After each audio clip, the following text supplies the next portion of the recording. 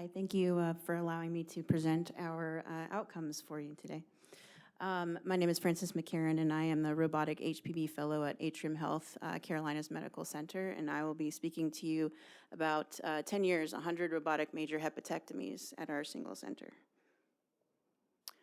These are our disclosures. The senior authors on our study are consultants with Intuitive Surgical, and my fellowship stipend is also sponsored by Intuitive Surgical.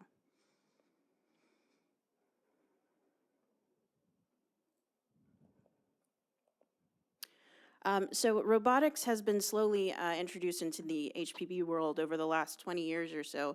The first robotic liver resection was performed in 2006, but since then, only 5% of hepatectomies in the United States in 2020, per the ACS NSQIP data set, have been performed robotically. 25% are laparoscopic and the remainder are open. At our center, Carolinas Medical Center is a high-volume HPB center. We perform over 1,000 HPB cases per year, and the majority of those are minimally invasive. In 2006, we started our robotic HPB program, and in 2012, we performed the first robotic major hepatectomy. Since then, we performed over 100 hepatectomies, major hepatectomies, including Klatskin's resections, ALPS procedures, and even vascular reconstructions. Previously, we've presented publications from our center that look at robotic versus laparoscopic outcomes for major hepatectomies, showing decreased ICU admissions and length of stay. So for our study, we aim to report our institutional outcomes over the 10 years that we've been performing robotic major hepatectomies, and describe our institutional learning curve over that period of time.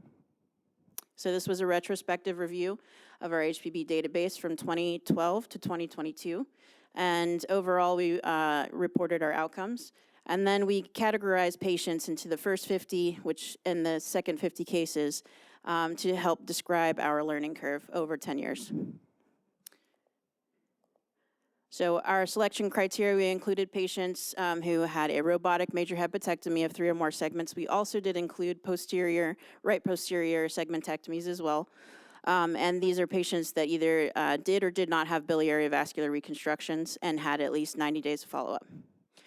We excluded patients who had open or laparoscopic, obviously, resections and minor hepatectomies. And so over the period of time, over 1,600 robotic HPB procedures were performed. 299 of those were hepatectomies and 105 were majors. 5 patients did not have the appropriate follow-up time, and so 100 major hepatectomies were included in our study. So these are our patient demographics that are listed here. Again, we broke down our patients into groups A and B, which are the first 50 cases and the latter 50 cases, and there were no differences between major demographics between the groups. And this table shows our comparison of the intraoperative characteristics between the groups. There was a slight increase in posterior sectionectomies in the first 50 cases, but that difference was not significant. And what was significant between the groups was the difficulty index. So in the latter 50 cases, we had an increase in difficulty cases.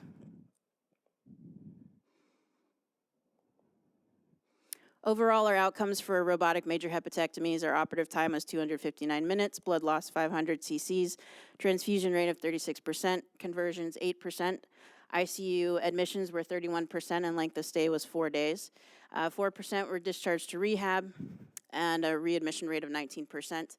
We had an 18% major complication rate, 56% minor complications, and our 90-day mortality was 5%. And so this table was looking at these clinical outcomes compared between the first 50 and the latter 50 cases. Operative time didn't make a difference or did not change.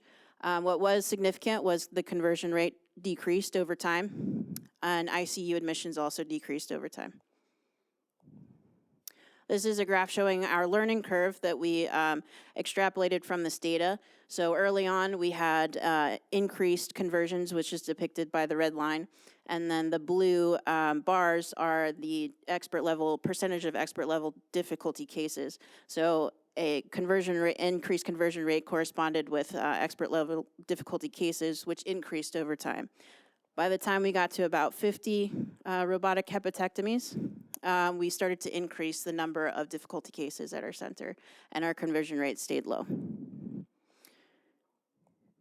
So in conclusion, robotic major hepatectomy is safe, can be performed by those with prior robotic experience.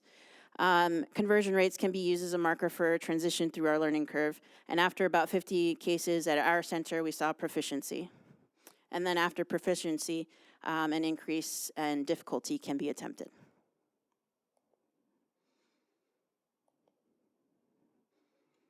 And I'll take any questions.